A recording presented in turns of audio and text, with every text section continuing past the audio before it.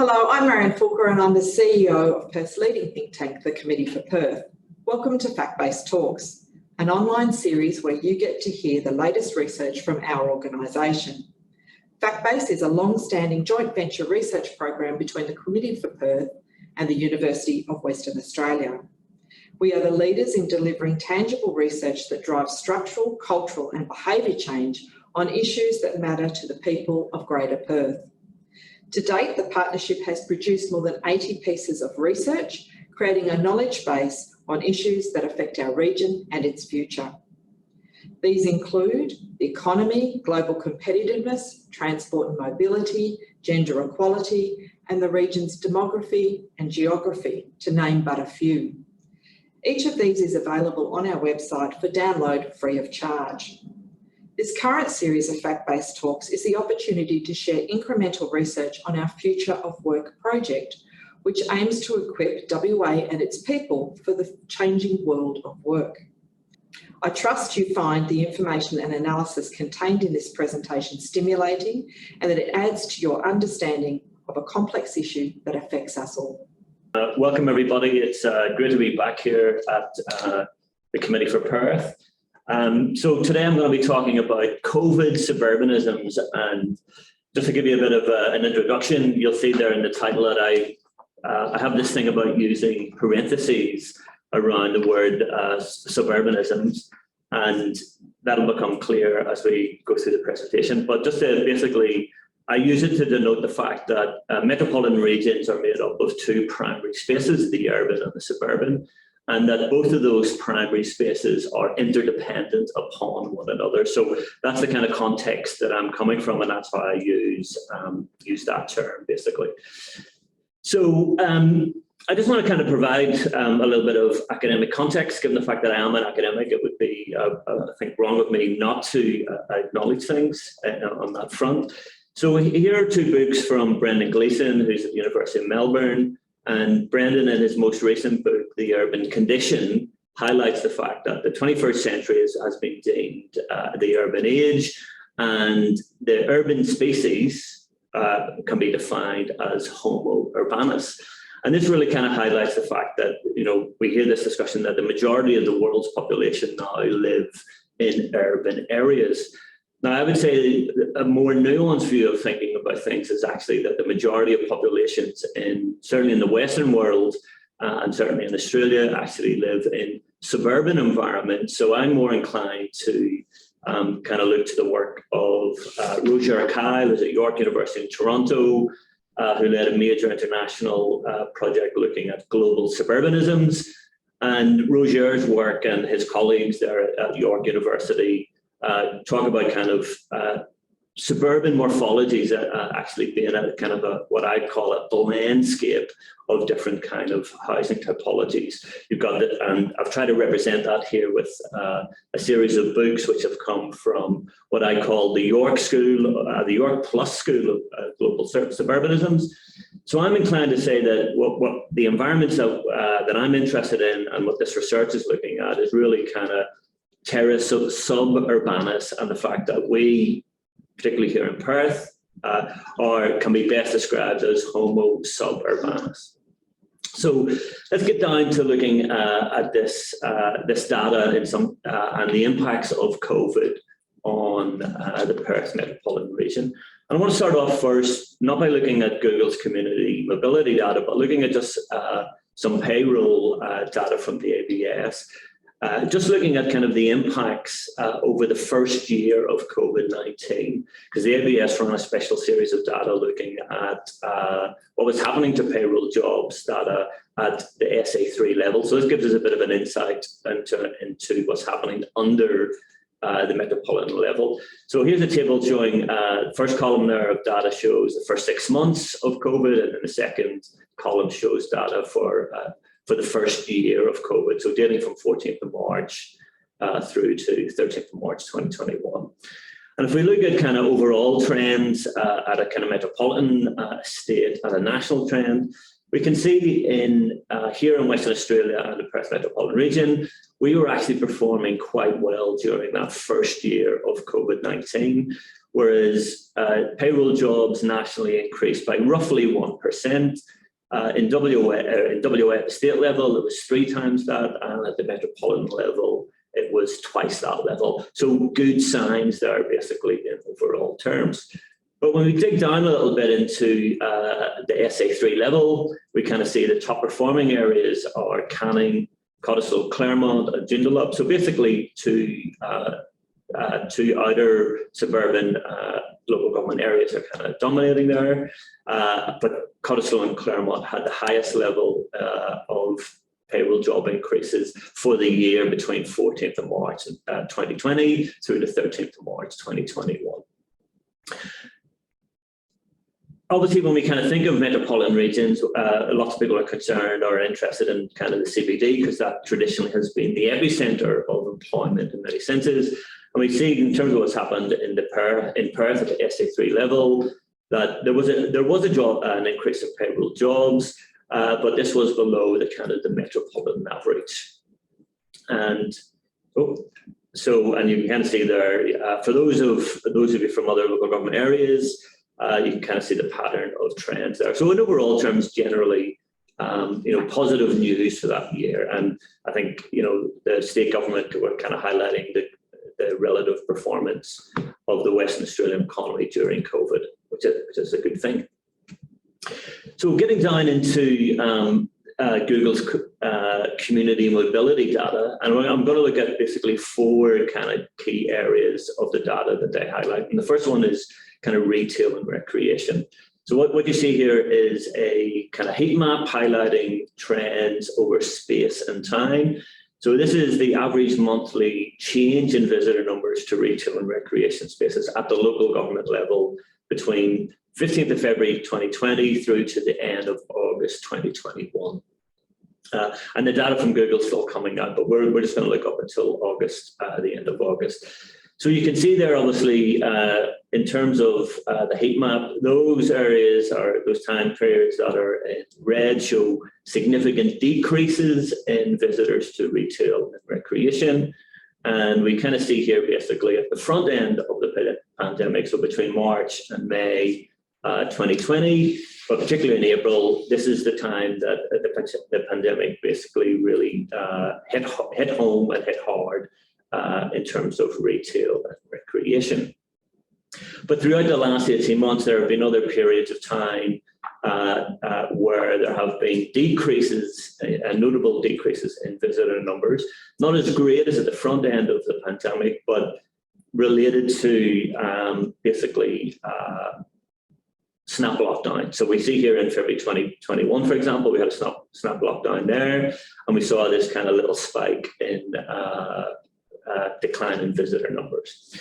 And if we look at it in terms of geography, we kind of see, looking at the, I suppose, the underperformers are those most affected by COVID-19 in terms of retail. We see basically that Perth, Fremantle, and Vincent have been the worst affected local government areas over the course of the last 18 months. And Perth in particular has been the most affected, and you can see that with the a 28.5% average decrease in visitor numbers over the last 18 months. And the numbers were greatest, the decline was greatest in the front end, where numbers fell by 80.6%. So basically, you're looking at 4 out of 5 people who weren't going to retail during that front end of the pandemic.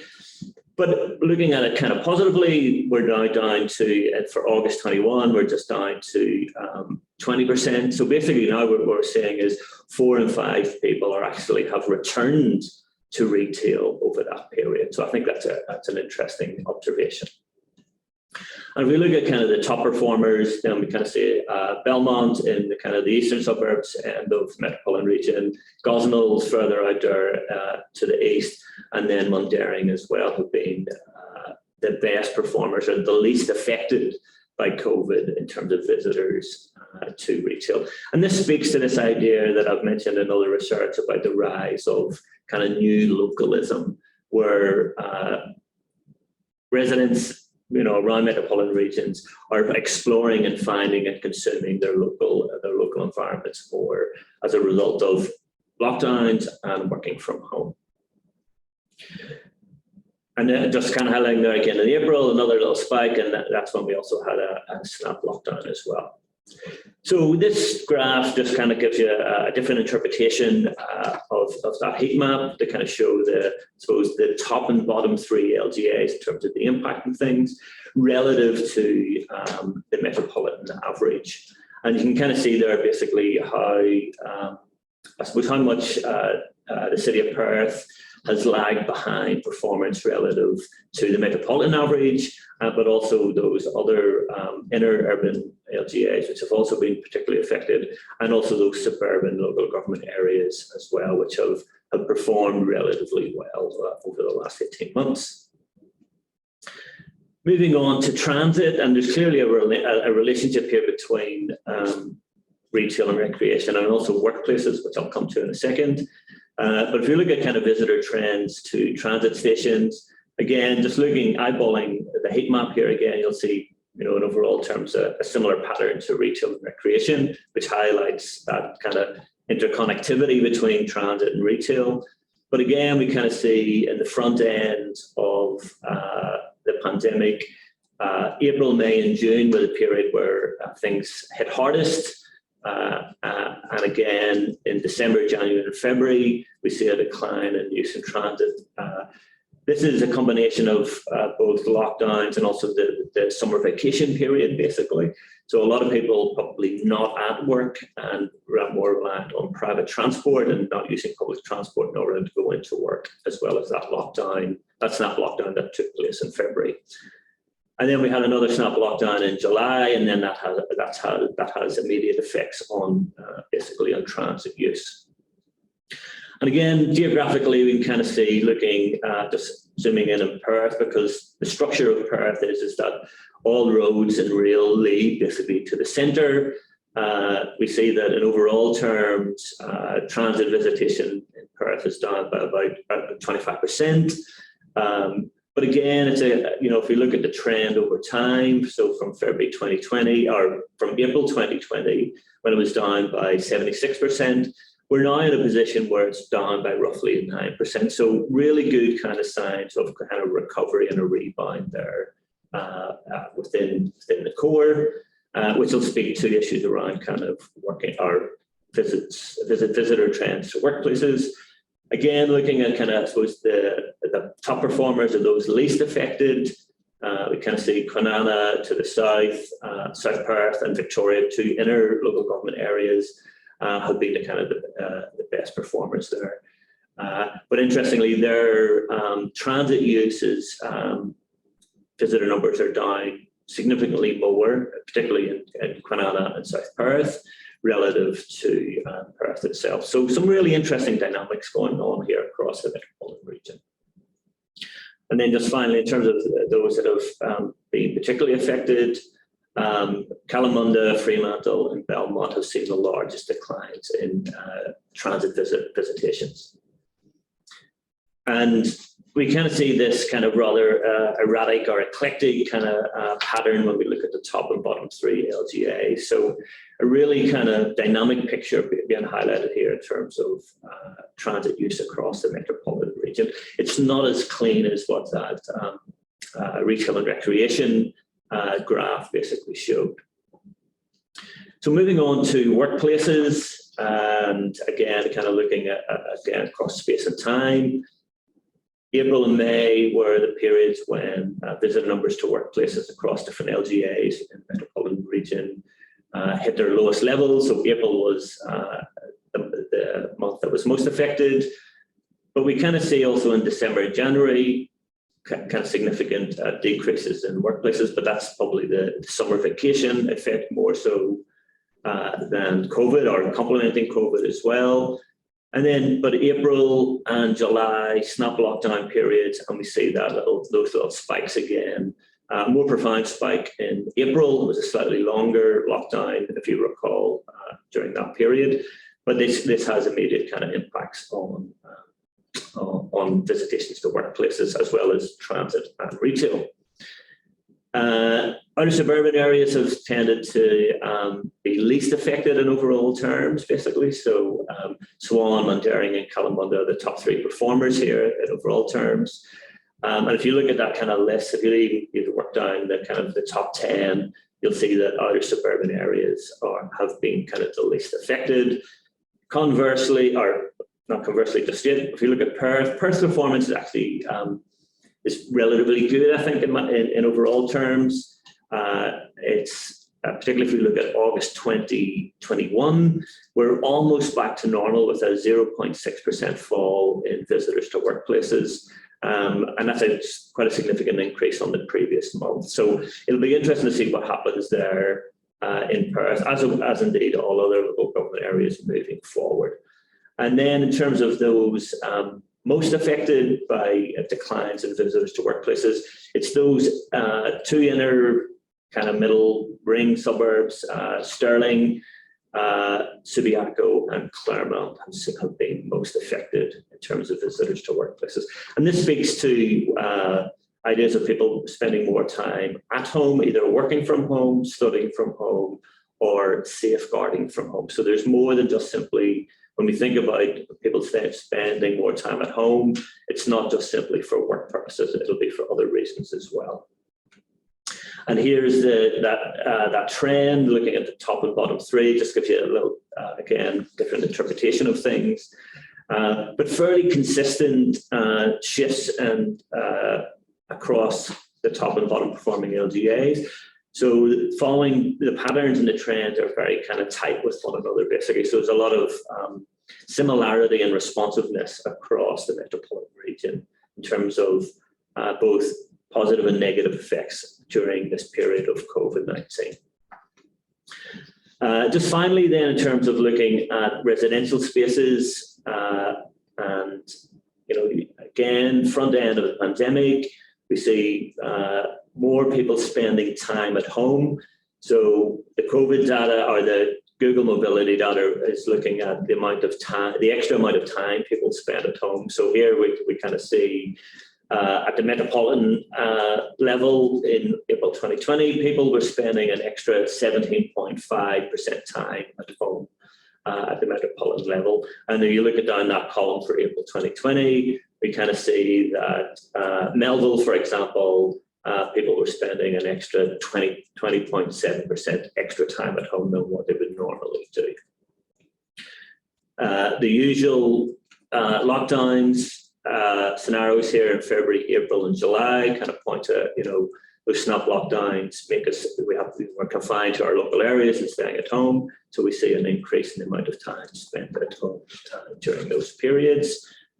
And if we kind of look at where people are spending more time at home, it's really that inner urban area more than anything else. So it's places like Vincent, Vic Park, Perth, and South Perth.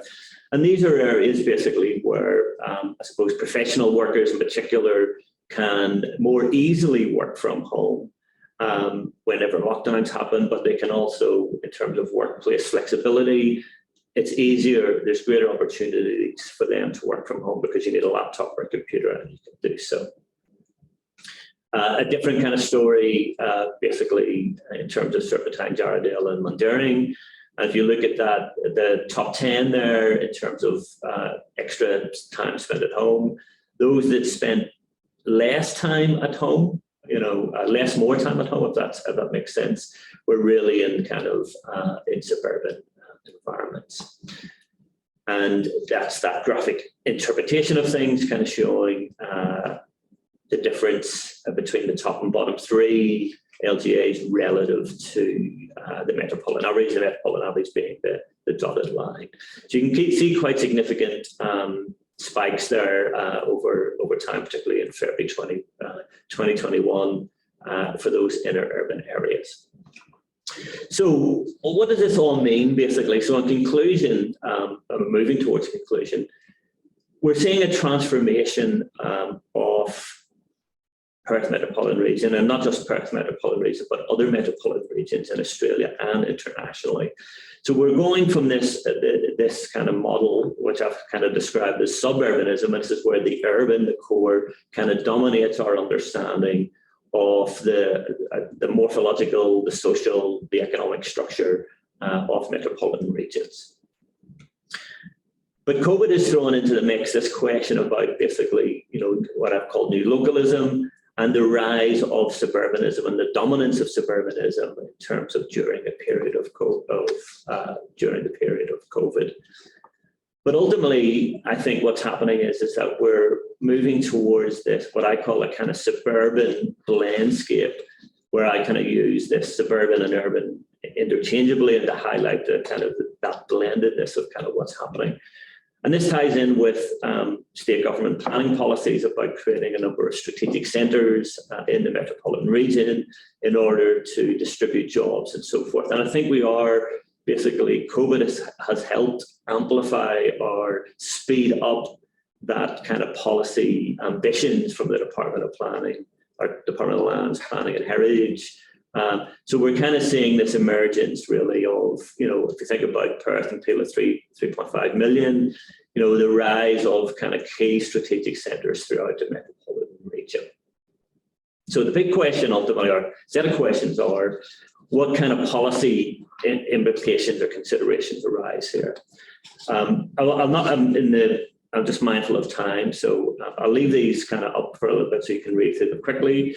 But there are a number of things that I think worth kind of highlighting. So one is, what is the future role of Perth City as the metropolitan region's primary retail, hospitality, entertainment and cultural activity centre in light of the transformations which have gone on because of COVID, but also because of increased competition from online shopping and the suburban shopping malls. Secondly, in terms of issues around vacancies, particularly in CBDs and in urban areas, there's discussion around converting those premises into housing, and that certainly is a policy ambition of City of Perth and the Department of Planning to increase the permanent residential population. So what are the opportunities and challenges there of office conversions to residential land uses and to affordable housing uses as well? And then there are questions around what are the challenges and opportunities for converting vacant premises in urban areas to other land uses in order to add to the vibrancy, vitality and sustainability of the urban core. What are the challenges and opportunities for hospitality and nighttime economy businesses within inner metropolitan areas if we do see an increase in residential populations? So we need to think through some of those things carefully. What are the implications of a more suburbanized workforce through working from home, and particularly in relation to implications for private transport use and localized congestion, but also public transportation services and networks and frequency of services? And then ultimately, what are the social implications of working from home in terms of work life, infringing into family life and into what we consider to be the private space that is home? And then finally, related to that, there are issues around employment conditions, salary, cost implications for individuals who do spend more time working from home, and what this means in terms of relationships with employers. Thank you for listening to FACTBase Talks. Our research is available on our website to download free of charge, and you will find this bulletin and other bulletins related to the future of work and all other areas that the Committee for Perth covers on Perth and its future available there.